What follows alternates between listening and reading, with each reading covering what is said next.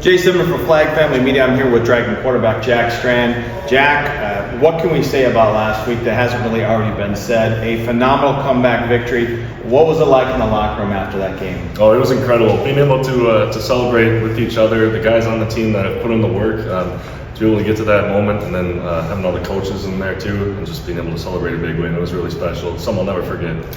Can the momentum of that game carry forward with a big comeback win? I mean, you've got a lot of momentum from that game. Obviously, you want to follow up this week, but can the momentum kind of propel this team forward through the rest of the year? Absolutely, I think so. And you know, winning those big games is something that we were close. We were close in a lot of big games last year. We just weren't able to quite finish a couple of them. Now being able to get over that hump of actually winning one of those games, being a good team, and kind of proving to ourselves that we can do it, I think it's going to be really good for us going forward. When you look at the game overall last week, I'm sure you had a chance to look at the tape. Obviously, 13-7 at the half. You were there, right there with them. It seemed like in that game there was more of an emphasis on the check down game, taking the plays that were there as opposed to maybe trying to hit the bigger ones down the field. You really kind of let the play develop. So first thing is, was there more emphasis on the check downs and just taking those short gains to try and keep positive yards going each play? Yeah, I'd say compared to the Wayne game, there was more emphasis in that and just kind of getting into a rhythm early. And I think the coaches did a really good job of game planning for this one and kind of helping me get into a rhythm and helping the receivers get into a rhythm, and even the running backs, like having them, Luke and Finn, catch a couple passes out of the backfield and just being able to move the ball. And it doesn't have to be a big play every play. A couple 5-yard plays is as good as one 20-yard play. Yeah. So just being able to get into that rhythm and then taking the shots when they were there, I think everybody did a really good job of that. Your receiver, Brady Perryman, BP, big play right there. I mean, he had a huge game again. I mean, he started off the year big last year in Wayne. This year at Wayne, he had one of the 2 touchdowns. Last week, he had 3 touchdowns. He had the game-winning 2-point conversion.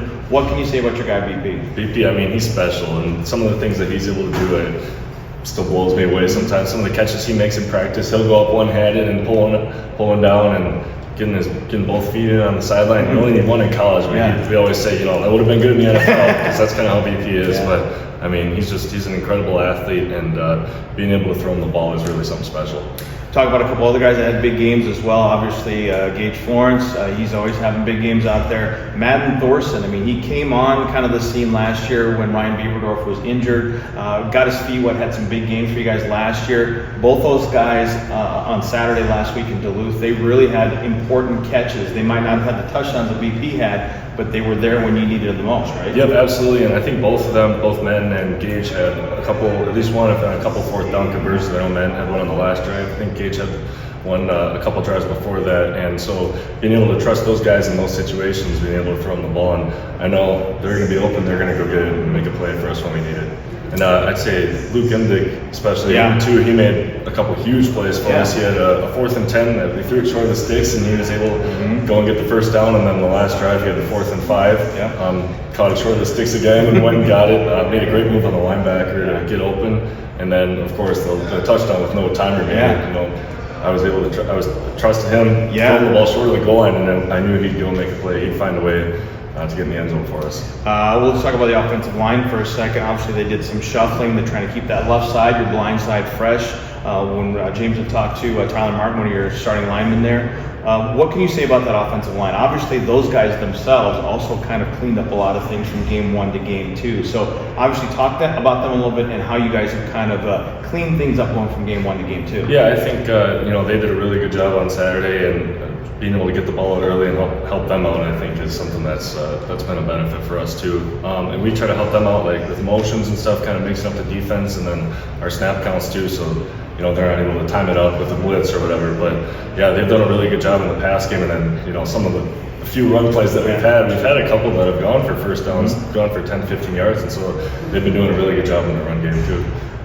When it comes to, let's go to the last 2 drives that were touchdown drives for you guys. Obviously, you needed a little bit of luck when the kicker missed that field goal. Gave you an opportunity. At one point, I remember calling out in the broadcast, 82 seconds left in the game, and you guys still had to get in the end zone.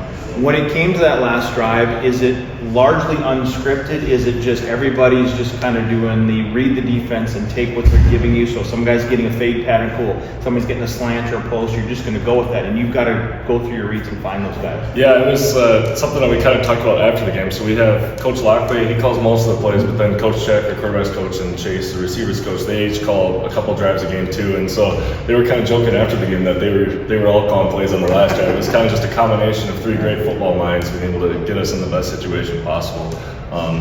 And so kind of just, we had to kill the ball a couple times to stop the clock, but they did a really good job getting plays in quickly, and we were able to get down the field in not a whole lot of time. We were able to run a lot of plays in a minute and a half. It was a great clock management at the end of that game for sure. And now that's a testament to everybody too. Absolutely. Like the receivers for getting out of bounds when they needed to, and getting the ball, like we talked about, if you get a first down, get the ball on the sideline to the refs, it takes them longer to get set, and then everybody getting set to be able to spike the ball.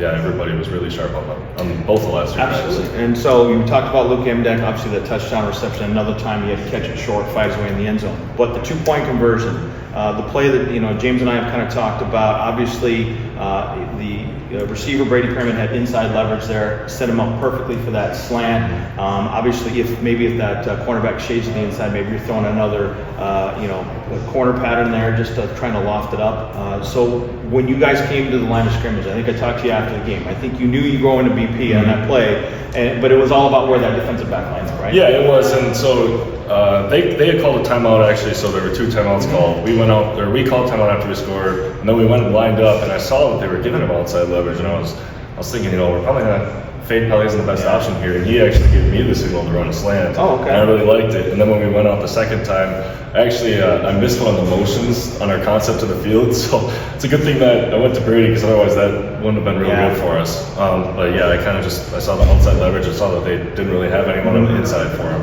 I knew he'd win the route and make the play for us. Absolutely.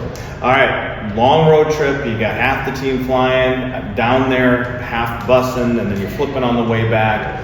So number one, what's that travel schedule going to be like for you guys this week? Is that going to change? Not necessarily the preparation, but kind of your mindset on how to get ready for it. And then number two, what do you guys have to do to come out victorious this weekend? I think just being able to stay locked in, and it's definitely a change for us because we've never flown to a game before, and so being able to stay locked in through that, and guys are going to be getting to St. Louis and the hotel and whatnot at different times.